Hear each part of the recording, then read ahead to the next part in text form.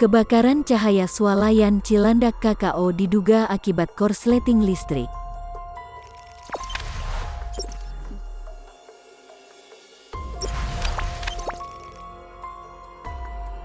Cahaya swalayan di Jalan Cilandak KKO, Ragunan, Pasar Minggu, Jakarta Selatan terbakar pada Selasa, tanggal 22 September tahun 2021, malam.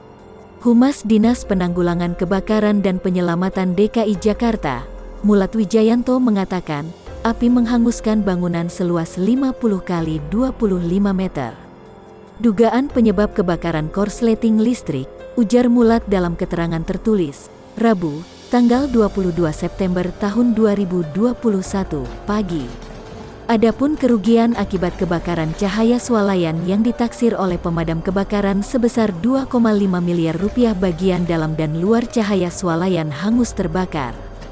Seorang warga sekitar, Heri mengatakan tiba-tiba api menyala dari lantai 1 pasar swalayan.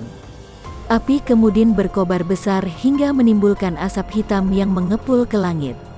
Tiba-tiba api besar, saya bawa alat pemadam kecil sudah tak bisa.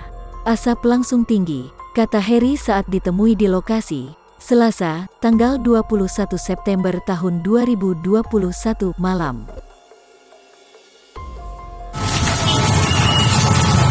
Cahaya bos, cahaya kebakaran gede banget cahaya. Cahaya Cilandak kebakaran gede banget ini. Kacau ini kacau. Ludes semuanya cahaya ini. Cahaya, parah cahaya. Jangan lupa subscribe, share, komen, dan like ya.